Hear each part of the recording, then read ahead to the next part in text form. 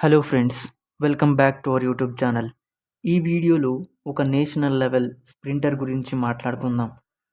ఒక చిన్న గ్రామం, ఒక తల్లి, ఒక చిరిగిన షూ, మరొక అసాధ్యమైన కళ. ఈరోజు మీరు వినబోయే కథ ఓ పేద బాలుడి పరుగు కథ. ఆ పరుగు వెనుకున్న తల్లి ఆశ, తన కల కోసం అతని పోరాటం, అతని జితెచ్చు శ్వాస గురించి ఈ వీడియోలో మనం డిస్కస్ చేసుకుందాం. ఇది కేవలం ఒక రన్నర్ కథ కాదు. ఇది ఓ నమ్మకానికి శరీరం ఇచ్చిన మీ రవి కథ. ఇంకెందుకు ఆలస్యం, లెట్స్ స్టార్ట్ అవర్ వీడియో. రవికి 16 సంవత్సరాలు. ఓ పల్లెటూరిలో పుట్టిన చిన్న కుర్రాడు. ఇంట్లో సంపాదన లేకపోవడం వల్ల పాడైన పాఠశాల యూనిఫామ్, చిరిగిన షూలు, తినడానికి ఎప్పుడూ కొరతే. కానీ అతని మనసులో మాత్రం ఓ గొప్ప కళ గుడి కట్టింది. ఇండియాలోనే అతి వేగవంతమైన పరుగుల రన్నర్ కావాలనేదే తన ఆశయం. రోజూ పొలాల్లో ఒంటరిగా ప్రాక్టీస్ చేస్తూ, అప్పుడప్పుడు చింత చెట్టు క్రింద కూర్చొని తన రికార్డ్ టైం చూసుకునేవాడు. ఎవ్వరికీ తెలియకుండానే తానే తనకు కోచ్, తనే తనకు గమ్యం. అతని దగ్గర స్టాప్ వాచ్ ఒకటి మాత్రమే ఉండేది. అది కూడా స్కూల్ ఫిజిక్స్ ల్యాబ్ నుంచి ఒకరోజు అడిగినదే, కానీ తిరిగి అప్పగించలేదు. అతని కలకు ఎటువంటి సాయం లేకపోయినా తండ్రి తన చిన్నతనంలోనే మరణించారు. తల్లి పొలంలో వంట పనులు చేస్తూ గడుపుతూ ఉండేది. మంచి ఆహారం లేదు, సరైన బూట్లు బట్టలు లేవు. కానీ ఆశ మాత్రం ఉప్పొంగే అలలా ఉండేది. ఒకసారి స్కూల్లో స్పోర్ట్స్ డే జరిగింది. అందరూ గిరాకీ షూలు, స్పైక్స్, ఎనర్జీ డ్రింక్లతో సిద్ధంగా ఉన్నారు. రవి మాత్రం షూలు టేప్లతో కట్టేసి కాళ్లలో మలములు గట్టించుకుని వేదికకు వచ్చాడు. కొందరు చూసి నవ్వారు, మరికొందరు దూరంగా నిల్చుని చూడమని చెప్పారు. ఒక టీచర్ అతన్ని చూసి చెప్పాడు, "ఇవి పరిగెత్తే పాదాలు కావు బాబూ, కాళ్ళు మడుచుకుంటాయి, పక్కకు వెళ్ళు." కానీ రవి నిస్సహాయంగా అడిగాడు, "సార్, ఒక్క అవకాశం ఇవ్వండి, ఒక్కసారి చాలు." చివరికి ఒక ఖాళీ లైన్లోకి పెట్టారు. రేస్ మొదలైంది. రవి పరిగెత్తాడు. గుండె నుంచి ఊపిరి దాకా ఆవేశమే. గమ్యం ముందు, అవమానాలు వెనుక. అతను రెండో స్థానంలో ముగించాడు. కానీ ఎవ్వరూ చప్పట్లు కొట్టలేదు. లక్కే గెలిచాడేమో అనే మాటలు వినిపించాయి. అతని మనసులో మాత్రం ఏదో నిశ్శబ్ద గర్వం అలముకున్నది. నా కాలం మొదలయ్యింది అనే నమ్మకం. ఆ రాత్రి రవి ఇంటికెళ్ళి తన షూలు నీటిలో పెట్టి కడగడం మొదలుపెట్టాడు. అవి పూర్తిగా వాడిపోయి కొన్ని చోట్ల ఖాళీగా ఉన్నాయి. తల్లి వాటిని కుట్టేందుకు సూది తీసుకొచ్చింది. "నేను గెలవలేనేమో అని భయమేస్తుంది అమ్మా" అని నిస్సాయంగా రవి అన్నాడు. "బాబూ, గెలుపు షూ మీద ఆధారపడి ఉండదు, నీ మనసులో ఉండే పట్టుదల మీద ఉంటుంది." అతని తల్లి గుండెలపై అతన్ని గట్టిగా పక్కకు చేర్చింది. ఆ రాత్రి చపాతీలు తిన్నా అమ్మ మాటలు అతనికి తిన్న ప్రోటీన్ లాగా మారాయి. కొన్ని వారాలు తర్వాత జిల్లాల స్థాయి ఆటలు జరిగాయి.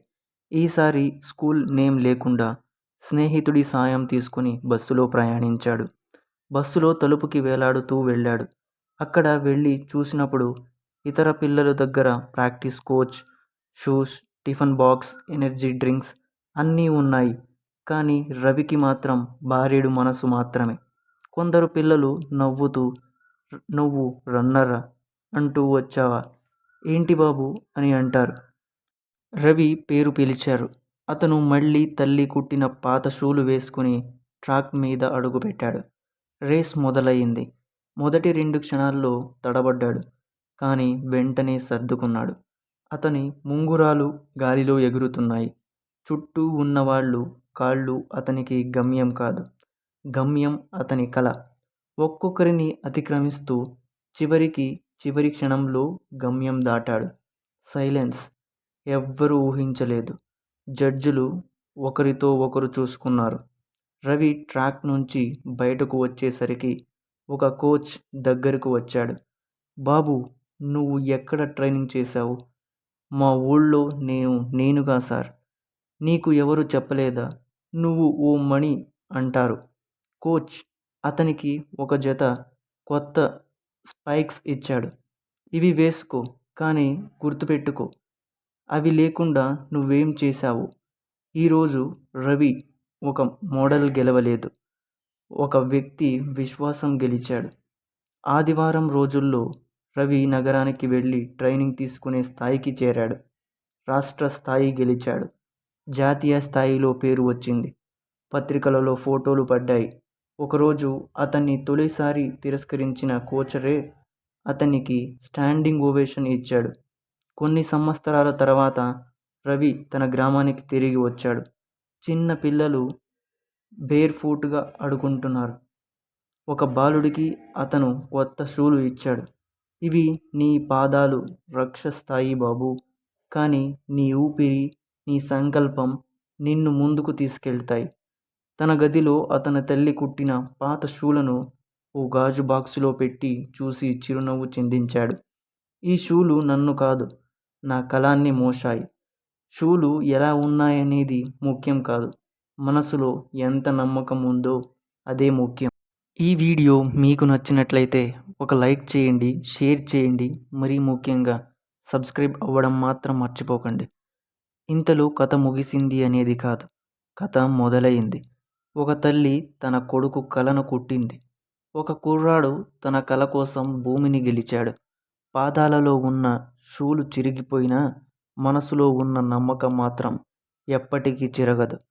ఈ కథ నేడు రవిది కావచ్చు, రేపు అది నీదైనా సరే. జీవితంలో షూలు అవసరం కావచ్చు, కానీ గమ్యం చేరడానికి అవసరం మాత్రం నువ్వే. ఇది గుర్తుంచుకో, తిరగలేని ఊపిరి ఒక్కసారైనా గాలి తాకాలి అనుకుంటుంది. అలాగే కలలకు ఒక్క ఛాన్స్ ఇవ్వండి. ఎందుకంటే కలలు కన్నవారే ప్రపంచాన్ని ఈరోజు పరిగెత్తించగలుగుతున్నారు.